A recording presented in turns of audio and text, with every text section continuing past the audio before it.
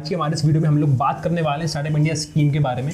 क्या क्या बेनिफिट्स मिलते हैं अगर आप आपकी कंपनी को, आपके स्टार्टअप को स्टार्टअप इंडिया स्कीम के अंदर रजिस्टर करवाते हो और क्या क्या उसके क्राइटेरियाज हैं। तो इस वीडियो से आपको काफ़ी कुछ जानने को मिलने वाला है, काफ़ी कुछ सीखने को मिलने वाला है। तो कोशिश करना कि आप इस वीडियो को एंड तक देख सको। तो शुरू करते हैं बिना किसी देर के। सबसे पहले हम लोग बात करते हैं पहली जो एलिजिबिलिटी है कि आपकी जो कंपनी है वो इन 3 क्राइटेरियाज के अंदर आना चाहिए। पहला तो प्राइवेट लिमिटेड कंपनी हो, दूसरा लिमिटेड लाइबिलिटी पार्टनरशिप हो या फिर रजिस्टर्ड पार्टनरशिप हो। अगर आपकी कंपनी, आपका स्टार्टअप इन तीनों में से किसी भी एक के अंडर आता है तो आप इस स्कीम के लिए अप्लाई कर सकते हो।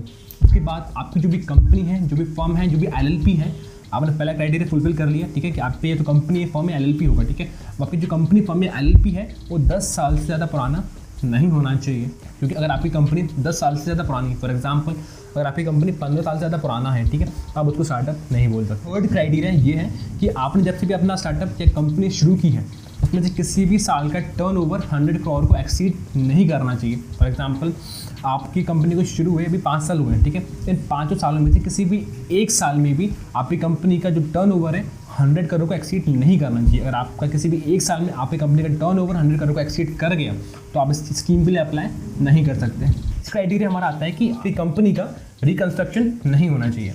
फॉर एग्जाम्पल आपकी जो भी कंपनी है, या LLP है या फर्म है, वो किसी भी दूसरी कंपनी से टूट कर नहीं बनना चाहिए। अगर कोई कंपनी 15 साल पुरानी है, अब उस कंपनी में से 2 कंपनी स्प्लिट होकर बन रही है, ठीक है, तो अब आप बोलोगे कि जो कंपनी स्प्लिट होकर बनी है वो तो 5 साल पुरानी है, तो क्या वो अप्लाई कर सकती है इस स्कीम के अंदर? नहीं।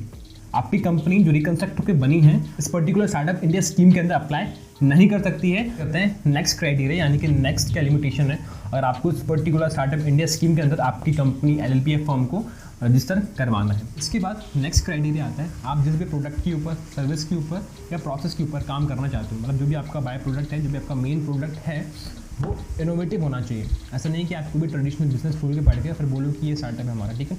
आपको जो प्रोडक्ट है, प्रोसेस है या सर्विस है, कुछ भी है, वो इनोवेटिव होना चाहिए। अगर वो इनोवेटिव नहीं है तो उसके लिए एक और क्राइटेरिया ये भी है कि इन केस अगर आपको जो प्रोडक्ट, सर्विस या प्रोसेस है वो इनोवेटिव नहीं है तो आपकी जो भी कंपनी है वो वेल्थ क्रिएटिंग होना चाहिए, मतलब कि इसमें बहुत ज़्यादा वेल्थ क्रिएट हो रही हो या तो बहुत ज़्यादा एम्प्लॉयमेंट जनरेट हो रहा हो, ठीक है। अगर आपकी कंपनी बहुत ज़्यादा एम्प्लॉयमेंट जनरेट कर सकती है आगे जाकर, ठीक है, तो भी आप स्कीम के लिए अप्लाई कर सकते हो। यानी आपको जो प्रोडक्ट है, सर्विस है, आपको लगता है कि आप उससे कई लोगों को एम्प्लॉयमेंट दे सकते हो, बहुत सारी वेल्थ जनरेट कर सकते हो, एम्प्लॉयमेंट जनरेटिंग कैपेबिलिटी आपकी कंपनी की बहुत ज़्यादा हाई है आगे जाके, ठीक है, तो आप फिर इस स्कीम के लिए अप्लाई कर सकते हो। कर लेते हैं बेनिफिट्स।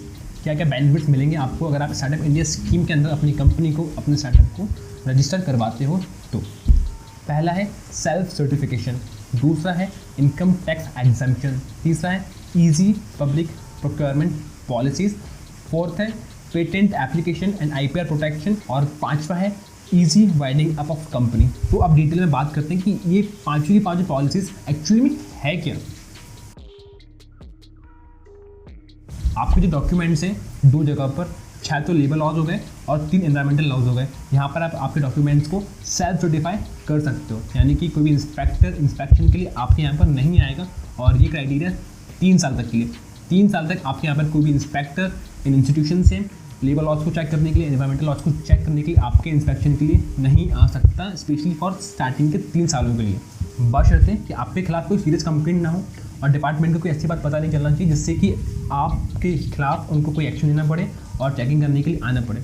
अगर ऐसा कुछ नहीं होता है तो 3 साल तक के लिए वो आपके यहाँ पर चेकिंग करने के लिए नहीं आएगा, कोई भी इंस्पेक्टर इंस्पेक्शन के लिए नहीं आएगा। तो नेक्स्ट बेनिफिट आपको मिलता है इनकम टैक्स एग्जम्पशन को लेकर। अगर आप आपकी कंपनी को, आपके स्टार्टअप को स्टार्टअप इंडिया स्कीम में रजिस्टर करवा रहे हो, एनरोल करवा रहे हो, तो आपको इनकम टैक्स एग्जम्पशन मिलेगा।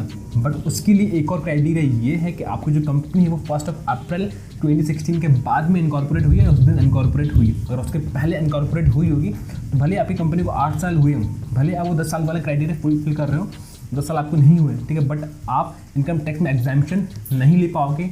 आपको स्पेशली इनकम टैक्स में एग्जम्पशन, आपको इनकम टैक्स में छूट तभी मिलेगी अगर आपकी कंपनी, फर्म या LLP 1 अप्रैल 2016 के बाद में इनकॉर्पोरेट हुई हो।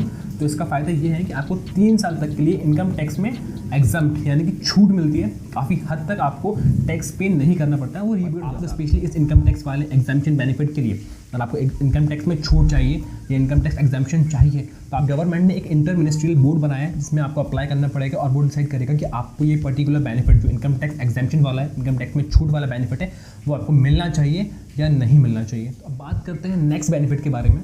और अगर आप आपके स्टार्टअप का पेटेंट रजिस्टर करवाना चाहते हो तो आपको स्पेशली उसमें गवर्नमेंट फीस में 80% का डिस्काउंट मिलेगा।